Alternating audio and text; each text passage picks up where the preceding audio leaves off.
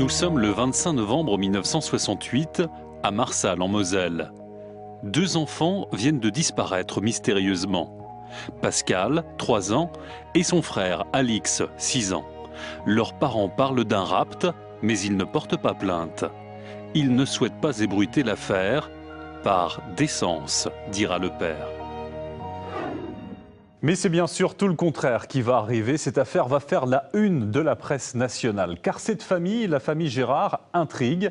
Le père se fait appeler le mage de Mactormaniou, sa femme la déesse Alphéola. Ils se prétendent devins et guérisseurs. Et pour ses parents, aucun doute, leurs enfants ont été enlevés par des forces occultes.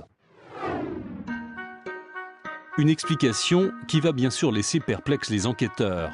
Dès lors, l'appareil judiciaire va lancer une gigantesque campagne de recherche menée par des centaines de gendarmes militaires. Les habitants sont interrogés, partout, on fouille, on sonde, on creuse et on explore la maison familiale aux allures de temple, décorée de fresques mystiques et orientales. Et forcément, la presse est là. Des dizaines de journalistes arrivent sur place pour eux aussi mener l'enquête.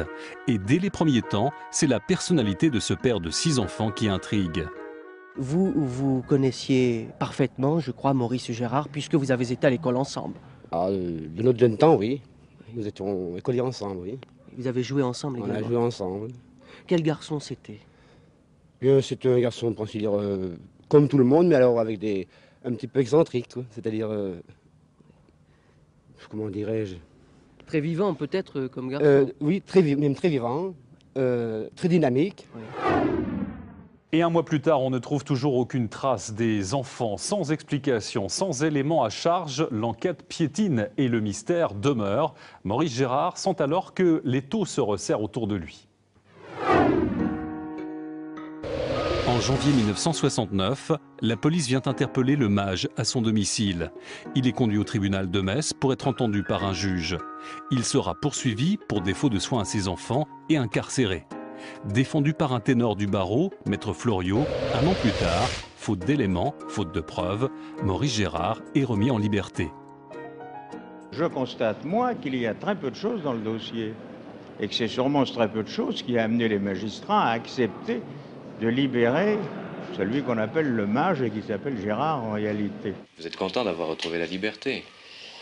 Je suis surtout content d'envisager la perspective de revoir mes enfants dès que possible. Je m'en suis occupé. Vos enfants, vos Alix, vos 3 enfants, Et les autres aussi, sans doute, mais je n'ai pas de déclaration à faire, n'est-ce pas?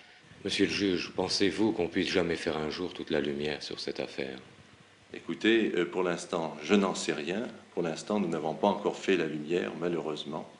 Nous négligerons aucun effort pour y aboutir, mais certaines énigmes judiciaires ont toujours demeuré. Ça en sera peut-être une, nous n'en savons rien.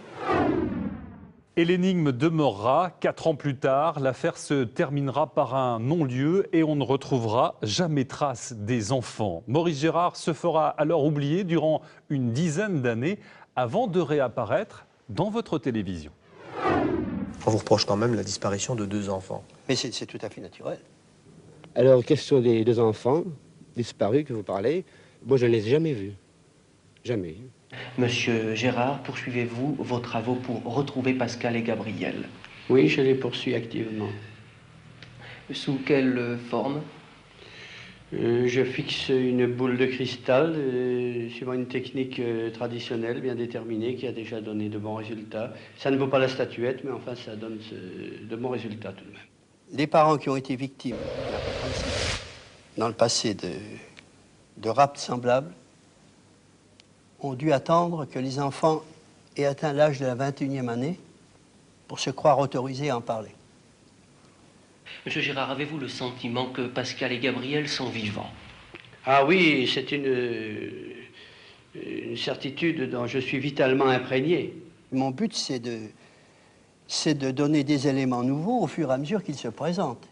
Il paraît que je ne posséderai pas de sensibilité du tout. Il n'y a qu'à consulter mes œuvres au point de vue poésie, création musicale, et voir si oui ou non je suis ce paranoïaque que l'on ne sait plus à imaginer. Alors accident, rapt, certains pensent aujourd'hui qu'en réalité ces enfants n'auraient jamais existé. Seule certitude, le mystère ne sera jamais élucidé car Maurice Gérard est parti avec son secret en avril 1999. Merci de nous avoir suivis et n'oubliez pas, vous regardez la télévision et la télévision vous regarde.